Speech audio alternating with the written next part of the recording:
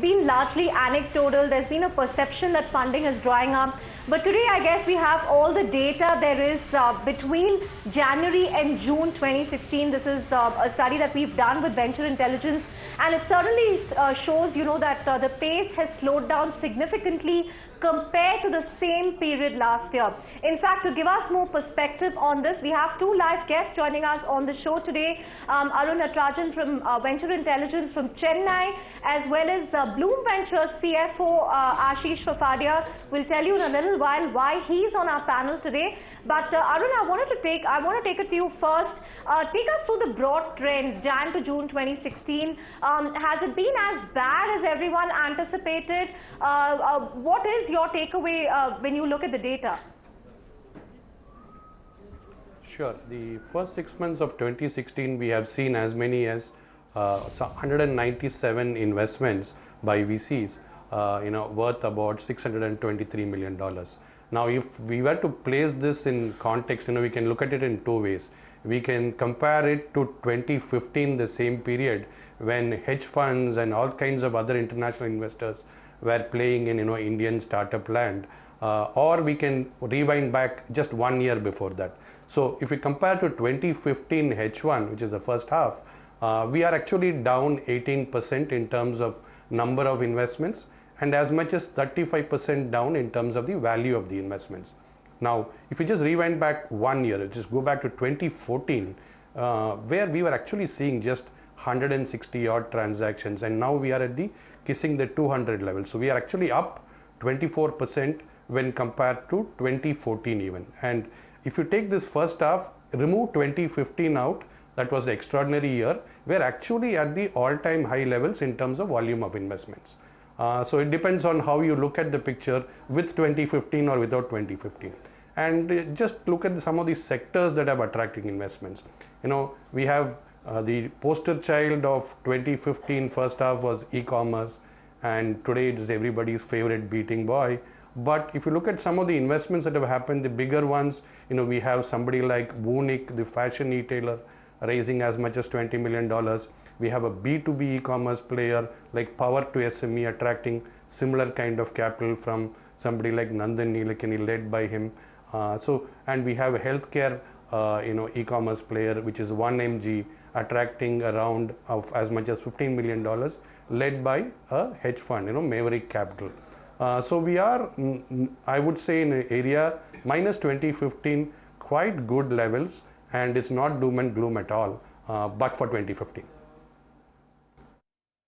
Right. Arun, let me take it to the other guest from Mumbai, Ashish Fafadia from Blume. Ashish, you heard out, the broad trends, and looks like you've ended at the top of the league tables with the maximum number of investments between Jan and June 2016. So, why was Blume out there in the market when everybody else was pulling back, or, was it value picking because prices really came down? Take us through the broad, trends, why you were so active in the last 6 months.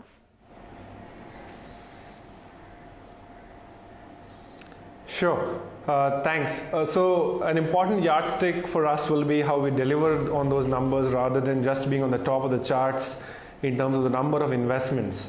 That having said, I think we were in the point where our second fund raise was coming through.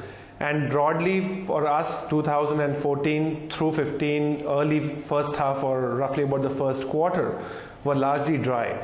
And we had been working on select pipeline and anchoring founders to work with us as we went down through creating a second fund, first close. And what saw us through that process was that dry period, and post which are going into some of these companies that we had budgeted and kept on hold. So it was not about only value picking. We have believed very strongly that we should be working very, very deeply into working on select companies in the first 3 years. First checks should typically come earlier on so that you have given the companies maximum possible time to go and expand their reach outs to the market without pressing aggressively for exits. So it's not only about value picking. We have just not kept any filters. Whenever we have found that there have been great teams and thesis-driven principles on investing, we have gone and made commits on the basis of the mandate on which we've raised the fund. Ashish, this is Krishna Kumar coming to you from 18 Hours Mumbai studios. I want to understand, in a market like this, if you have come out as the top investor, I just wanted to understand, will this encourage your peers to follow suit? Because at the end of the day, the funding action in the first half of 2016 is lower than both halves of 2015. Is the lowest we've seen in recent times. Do you see the tide turning in the second half of 2016?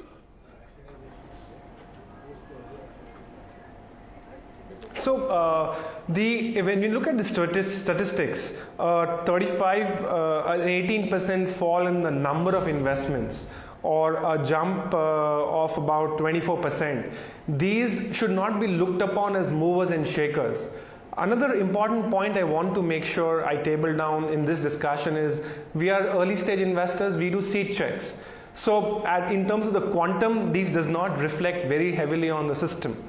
And the whole effort of going ahead at this point in time is a reflection of the fact that there have been great founders at work. There have been great ideas that we are seeing. And it is also balancing in some sense, where a lot of the platform ideas backed by the last year's consumer-driven plays are seeing the light of the day. And also enterprise plans, which was largely missing in the last boom. So in terms of that combination, when there is a great plan, we don't want to hold up and we'll go ahead and invest. Of course, we have a certain yardstick and risk management framework which we strongly work on, and that also be something similar for most of the funds. So there have been some of our peers have been in the fundraise process. As you see them getting their set of first closes to final close journeys, you will see them in the space also. Important also is the fact that not every investment gets announced, or there is also a function of timing of the investments getting announced. Some of the numbers that you are seeing in this list are also investments that were carried out last year and just got announced in this year. Okay. I'm just going to take this to Mr. Arun Natrajan in Chennai of Venture Intelligence. Arun, this is Krishna from 18 Hours Mumbai studios. We just heard what Mr. Fafadia had to say, but I want to understand from you, 2016, the first half has seen some of the lowest amounts, total value of funding in recent times. We've been talking about it week after week about the funding tap drying up. But you have Mr. Fafadia telling us that, as long as the business plan is fine, as long as the team is fine, you do have people like Blume Ventures going out and taking their bets. Do you see the tide turning in the second half of 2016, or is this to be viewed as sanity finally coming back to venture investing as far as the Indian startup ecosystem is concerned? Absolutely, Krishna Kumar. The point is more on, whether, as I said, compared to 2015, whether that is an anomaly. I think, if you look at the mix of investors, whether it is seed, investors like Blume Ventures, or whether it is family offices like those of, Mr. Tata and Mr. Mohandas Pai, they are only stepping up their pace of investments.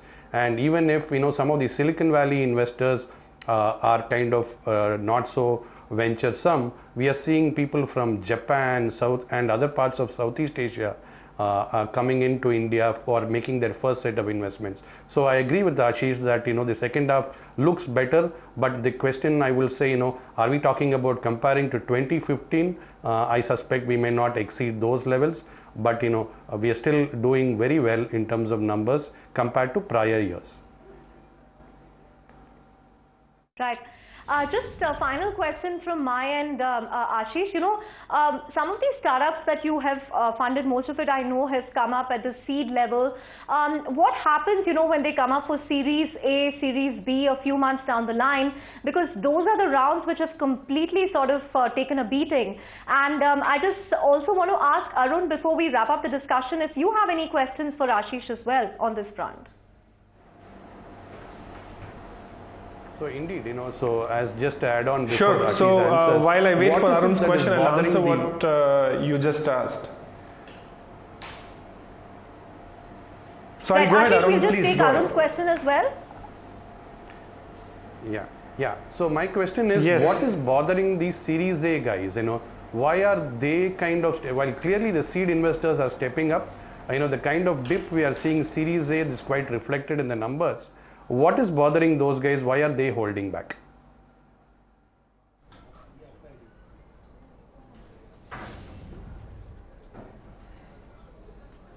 In our first fund as well, there has been, and we used to internally in the fund call this something of on the lines of a Series A, Series B choke, where at those levels, post the seed bets, there have been a lot of scrutiny around going deeper. And typically when there is a fund which has got a certain quantum of India allocation, or it is a certain quantum of fund in India itself, they are much more picky and choosy about the plans. The momentum at the seed level only means that there are greater choices. Historically, Series A has always been not very easy to get for most of the companies. That having said, one important data point is that in some of the companies that you have numbered on as a part of your analysis, a few that we have done are directly at the time of Series A coming in straight along with the Series A investor, given the fundraise was a larger fund. So it is something which historically has been tough to get, and that filtration always has been there, and it will continue as I see it.